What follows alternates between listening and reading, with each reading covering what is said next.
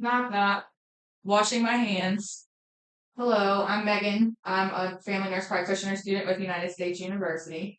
Can I please have your initials? LV. What can I call you? You can call me Lee. All right, Lee. Do I have your consent to upload this examination to YouTube as unlisted for my professors and classmates to view on the internet? Yes, you do. All right. I'm going to do a quick scan of the room.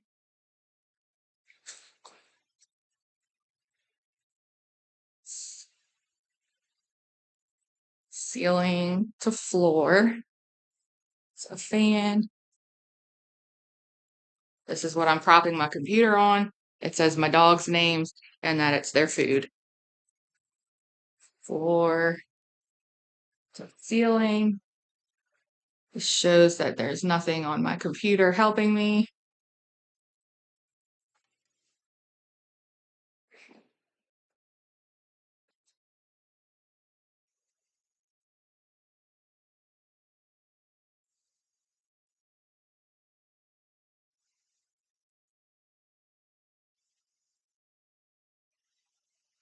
These are my instruments, my Snellen chart. This is the smell that I'm going to use. One of the smells. This is the other smell.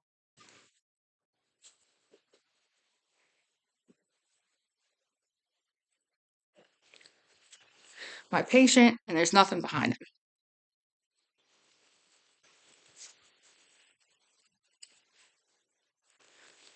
All right, so we're going to begin with a HEENT examination.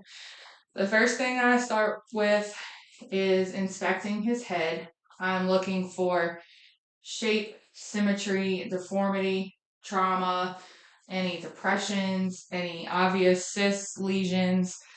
I'm looking for the presence of hair, looking for the distribution, and then I am going to palpate his scalp to palpate the texture of his hair, palpating for any hematomas, cysts, depressions, lesions, deformity, trauma.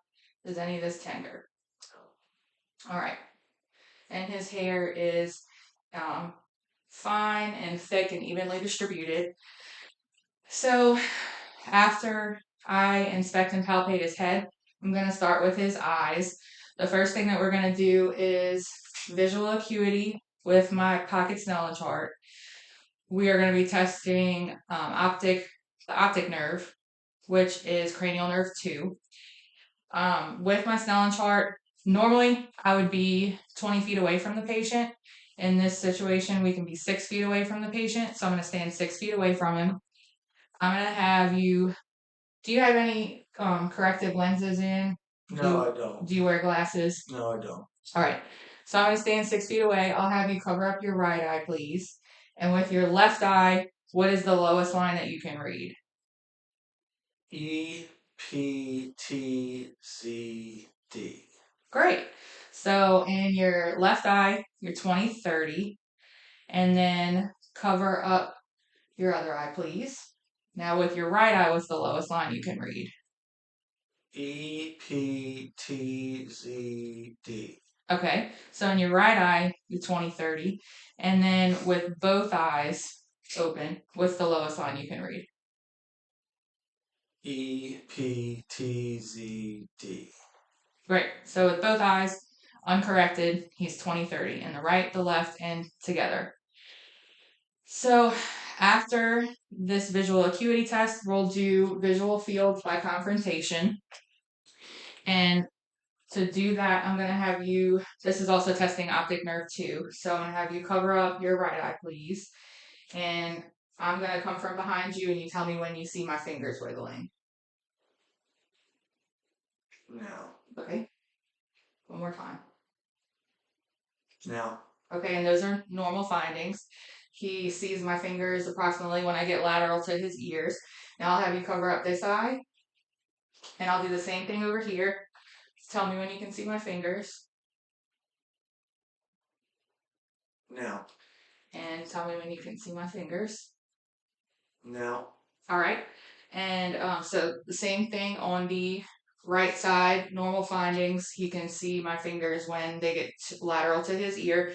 And now we'll do the same on both sides. So keep both eyes open and tell me when you can see my fingers. Now. All right, lateral to the ears with both ears. I mean, both eyes. Now.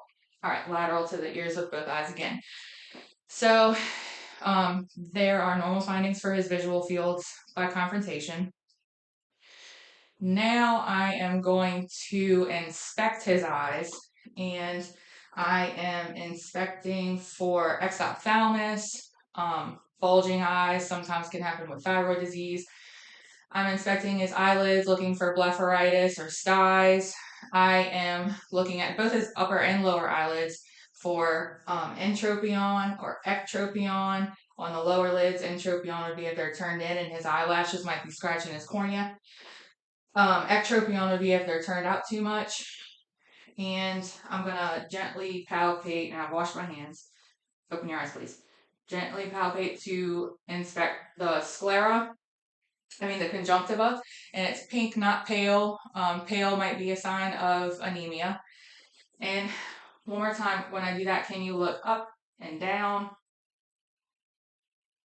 and then side to side? All right, and so doing that, I was also assessing his lacrimal duct system. It does not appear to be clogged. There's no drainage. There's no excessive drying of the eyes. No swelling to the lacrimal system, no swelling to the conjunctiva.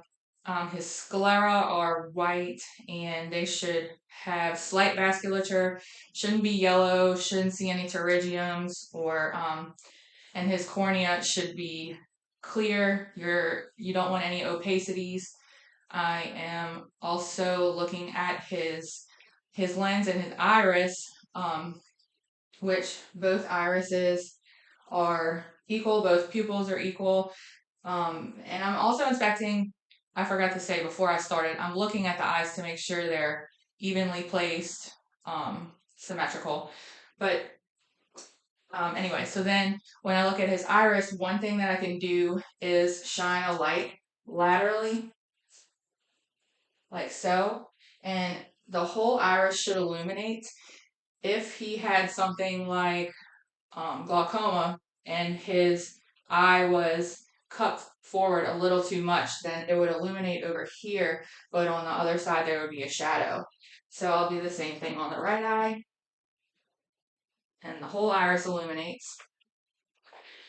So that is the inspection for that. The next thing I'm going to do is check the consensual and direct reaction to light in both eyes.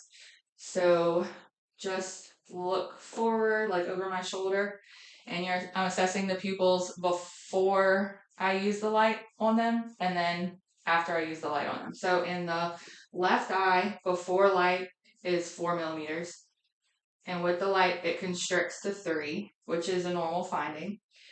I'm going to now look at the consensual reaction of the right eye when I'm shining my light in the left eye. So I'm looking at the right eye, it's a 4 before, and now it constricts to a 3, which is normal. I'm going to come over and do the same thing in the right eye, and I'm going to assess it before and after I shine the light on it. So before we're at 4 millimeters, after we constrict to 3. Now I'm going to look at the left eye to see if it constricts when I do this in the right eye. And it does. The left eye also goes from a 4 to a 3, which is normal. So the next thing that I will test is extraocular motions.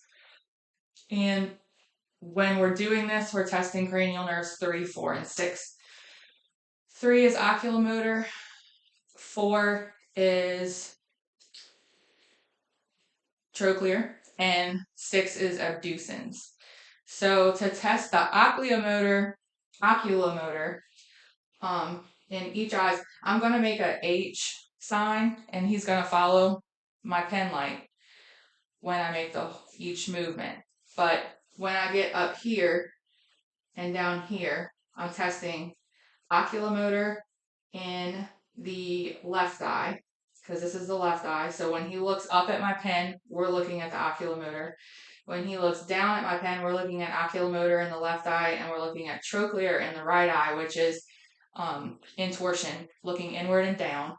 Then when I come over here, we're looking at oculomotor with his right eye, and oculomotor down here too, and then intorsion, which is trochlear, with his left eye. So follow my pen, please, with both your eyes. When we're doing this, I'm also looking for nystagmus, which is part of cranial nerve 6.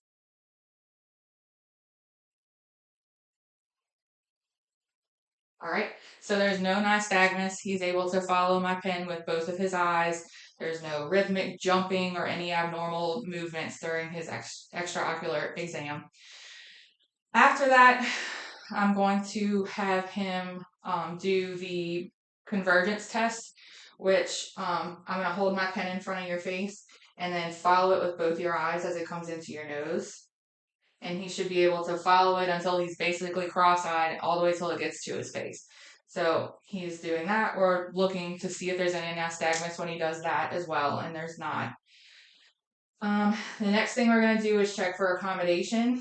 So I'm going to have you look at, we'll do this in both eyes. Cover your left eye, please. And then with your right eye, I'm going to have you look at my pen and then also at the TV over there. So look at my pen first, and then look at the TV, and then back at my pen. And when he looks at the pen, since it's close to his face, his eyes should constrict to focus. And then when he moves and looks at the TV, his eyes should dilate to focus, which his right eye did that. Now cover your right eye, please, and look at my pen, and then look at the TV, and then look at my pen. And so the left eye is doing the same thing. It constricts when it looks close, and it dilates when it looks at the TV. So after that, we'll do the ophthalmoscope exam.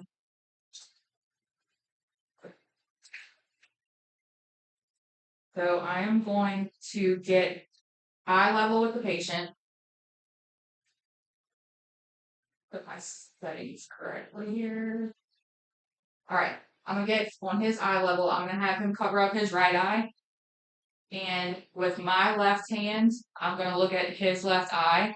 I would usually dim the lights before this, but I don't want to get out of the camera view.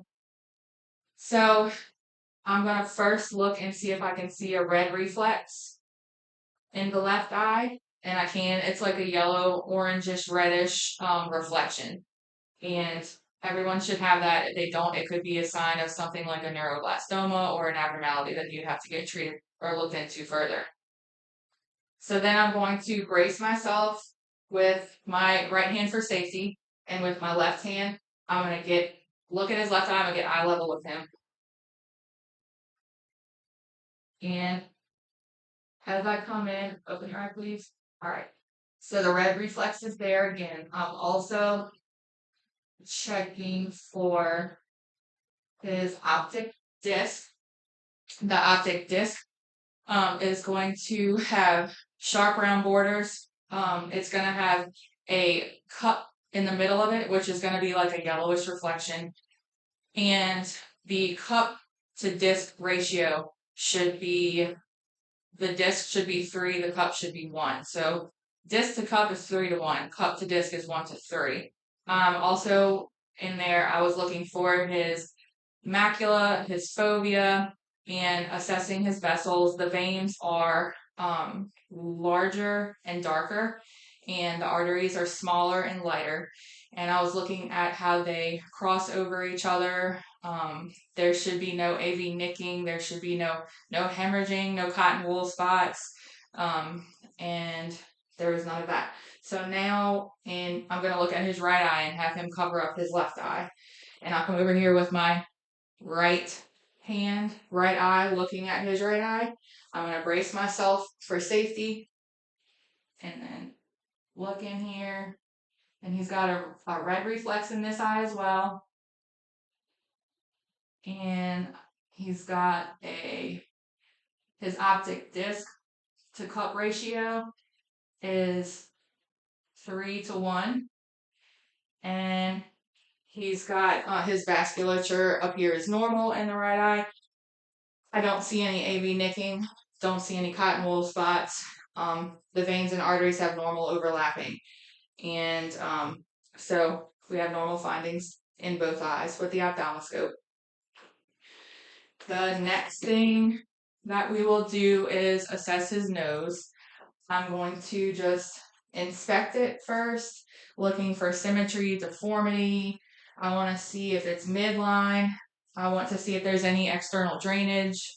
And then I'm also assessing, I'm going to assess his septum now and with the otoscope to see if it is deviated at all. After I inspect the nose, I'm going to look in his nose with my otoscope, putting a protective covering over it. Right, and I'm going to brace myself for safety again. And I'm going to start by looking into the left nair. And I'm looking at his mucosa. It should be pink. Looking to see if there was any drainage. I was assessing his turbinates.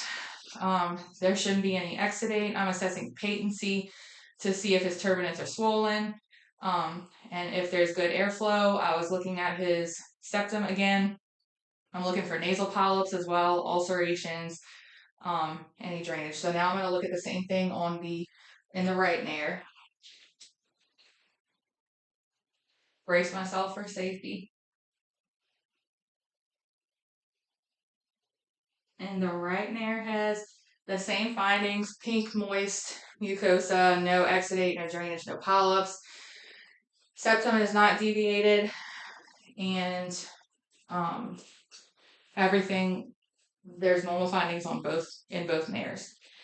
The next thing that I will do is to assess for patency in his nostrils. So I am going to occlude the right nostril. And can you take a breath in with your nose and out? So the left nostril is patent and good. We have good airflow. And I'm going to occlude the left nostril. Breath in, please, with your nose and out. The right nostril is also patent. There's good airflow. Now I'm going to attest olfactory nerve, which is cranial nerve 1. And I'm going to have him close his eyes and occlude one nostril.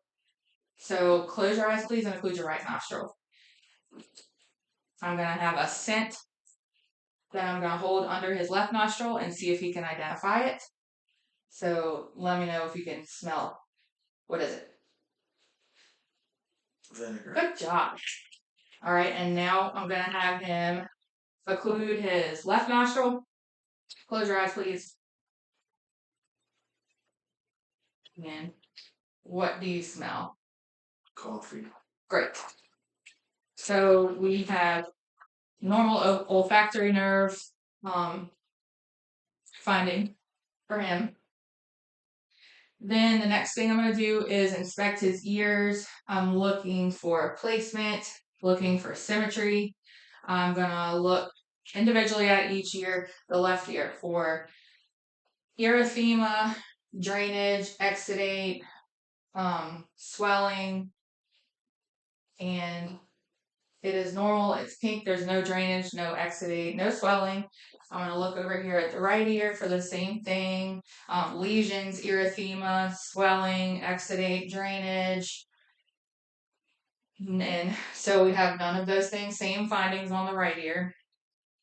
The next thing I will do is to palpate each tragus and auricle and mastoid bone just for tenderness. So I'm going to palpate on the right ear the tragus. Is there tenderness? No.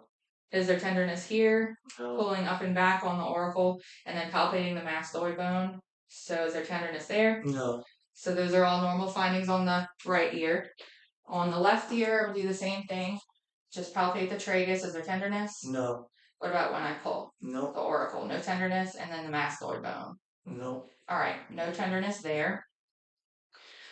So I am going to assess for the acoustic nerve or vestibular cochlear, and that is cranial nerve 8.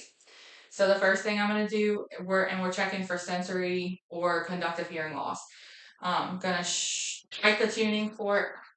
This is the Weber test. Hold it to the middle. And can you hear, where do you hear a sound? Both ears, or is it more one? More left. Okay. Let's. All right, now we're going to do the Rhine test, and I'm going to put it on the mastoid bone. Tell me when you stop hearing it.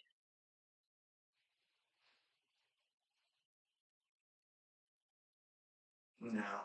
All right, and can you still hear it?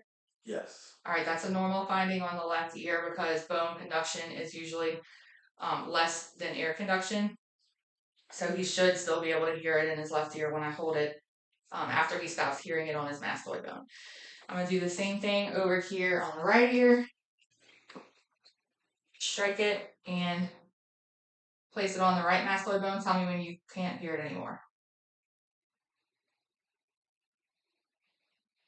No. Can you still hear it? Yes. Okay, so I'm detecting that there's no conductive or sensory neural hearing loss. And one more time, the Weber, can you hear it the same on both or more on one? Both. Okay, and that's a normal finding to hear it the same on both sides. So that was his Weber test and his Rhine test. I'm now going to inspect with my otoscope the inside of his ears. I'm going to start with the left ear. I'm going to hold it upside down and just so I could use the top of my hand to brace against his head for safety purposes. I'm going to also kind of brace with my left hand, and I'm going to pull up and back. I'll pull up and back with my hand on his auricle. I'm looking in the ear canal, and I'm looking for swelling of the external or external auditory canal.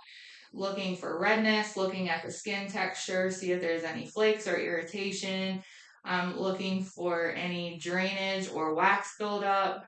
And then I'm looking at the eardrum. So the tympanic membrane should be gray and pearly, should be intact, should not be bulging. I don't have a device to test the mobility, but it should be mobile in a normal ear. And also assessing for the handle of the malleus, which is a structure in the internal ear, assessing for the handle of the malleus, the umbo, the stapes, and they all appear normal. And his tympanic membrane has a cone of light in this left ear at 7 o'clock, which is a normal finding. So I'm going to go over to the right ear and do the same thing. I'm going to pull up and back on his auricle, brace my hand with my finger for safety, and I'm going to assess his external auditory canal. I see the same findings. It's not red, it's not swollen, it is patent. There's no earwax, looking for drainage, irritation. There's none of that. I'm looking at his tympanic membrane. It's pearly gray, not bulging. There's no exudate, no effusion. His malleus and his umbo and stapes are in normal position, and his cone of light over here in the right ear was at 5 o'clock, and that's normal. So in the right ear, it should be at 5 o'clock, in the left ear, it should be at 7 o'clock. So the last test that I'll test for his ear is going to be the whisper test, and I'm going to come behind him and I'm going to whisper something on either side. So tell me what I'm whispering. Baseball. Baseball. Apple. Okay. So we have normal hearing, no abnormal findings with his vestibulocochlear or acoustic cranial nerve 8. The next thing I'm going to do is inspect his mouth. I'm inspecting the lips first, and I'm looking to see if they're dry, cracked, looking to see if they're pink, moist. You don't want them to be purple. That would be a sign of respiratory distress. And then I'm going to assess his buccal mucosa. So open your mouth, please. The buccal mucosa is moist and pink. I don't see any ulcerations. So those are normal findings. And then can you kind of like show me your teeth? I'm assessing his gingiva to see if he's got gingivitis, any redness, swelling, exudate, drainage, ulcerations, receding, and I don't see any of that. So his gingiva look normal. I'm assessing his teeth for the presence of them, the dentition, see if there's any dental caries, color, are there dentures, which he doesn't have any, and assessing his salivary glands, and then under his tongue, his frenulum. I'm assessing the tongue itself. Stick it out, please. And you can put it back in. And I'm assessing for its midline placement, assessing the tongue size. Make sure it's not so big that it occludes the airway. Looking at the texture on the top, he should have his taste buds and his papillae on the top, and they should be pink, not white, not yellow, not black or furry or anything like that. So normal findings to his tongue. Then I'm gonna have you stick out your tongue and say ah, and open your mouth a little wider. Ah. All right. So when he sticks out his tongue and he says ah, I'm assessing his uvula, his soft palate, and his posterior pharynx, and his tonsils. The uvula raises normally, and it's pink. It's not swollen. It's not occluding the airway. It's not red. His soft palate and his posterior pharynx, they are not red. There's no cobblestoning, smooth, pink, moist, no exudate, no ulcerations, no drainage, no postnasal drip. His tonsils are pink. They're grade 2. There's no whiteness, ulcerations, exudate, drainage on the tonsils. They move when he says ah, and so does his posterior pharynx, his pillars. They move to the side like a curtain does when he says ah. So those we're testing cranial nerves 9 and 10, which is glossopharyngeal and vagal. After that, I am going to assess your, no, please close your mouth. I'm gonna assess your throat and, oh, I'm sorry. First, I'm gonna assess his face. Can you smile, please? And make a mad face. And puff out your cheeks. All right, so facial nerve 7 is intact. One thing I forgot to do with his tongue is assess the strength. Can you please put your tongue, press your tongue against your right cheek here. All right, and press your tongue against your left cheek here. So his tongue has normal strength, which is hypoglossal cranial nerve 12. So I assessed your mouth, your tongue. I am looking at his, I'm going to do the palpate his lymph nodes next. So I'm going to palpate the pre-auricular on both sides, which is in front of his ear, posterior auricular, which is behind his ears. I'm going to palpate the occipital lymph nodes, which is in the back of his head on either side. Then I'm going to go down to tonsillar lymph nodes, and then submandibular lymph nodes under the jaw here, submental under his chin. And then I'm going to do anterior cervical, which is in front of his sternocleidomastoid, and then posterior cervical, which is behind the sternocleidomastoid. And then I'm going to do supraclavicular, which is over his clavicle. And so all his lymph nodes are on either side are they're barely palpable. They're smaller than pea size. they're non-tender. Did you feel any tenderness? No. Okay. And then I'm going to palpate for his trachea to see if it's midline or swollen, and it is normal, his trachea. Next thing I'm going to do is check the tangential view of his thyroid. With my light, I'm going to just shine it down from his chin. I'm sorry, we forgot to do one thing. Let's check your neck, your spinal accessory nerve, which is cranial nerve 11.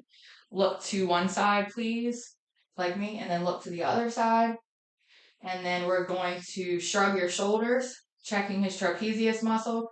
And then let's shrug your shoulders against my strength. All right. And then turn your head against my hand.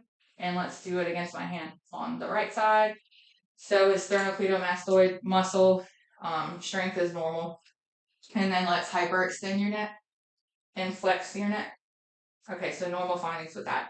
Now I'm going to look at his thyroid. I'm going to do the tangential view with my pen light. Shine it, extend your neck, please. Shining down from his tongue, I'm looking for the landmarks. So swallow, please. All right, there's going to be cricoid cartilage, thyroid cartilage, and then the isthmus of the thyroid is going to lay over tracheal rings 2 and 3 approximately. Also checking landmarks and shadows from either side. So the right side appears normal, left side appears normal. I don't see any goiters, nodules. It is midline. His trachea is midline. Don't see any obvious swelling. I'm going to now come behind him and palpate his thyroid. Can you swallow, please? All right, so it moves up and down when he swallows, which is a normal finding. And then I'm going to press for one lobe on the right side, feel over here. I don't feel any enlargement. It feels smooth, non-tender. And then I'm going to push on the left side. I'm palpating the right side of the thyroid, the right lobe. Feels smooth and non-tender, no lumps, bumps, masses, or anything like that. And that is going to conclude our exam. Thank you very much.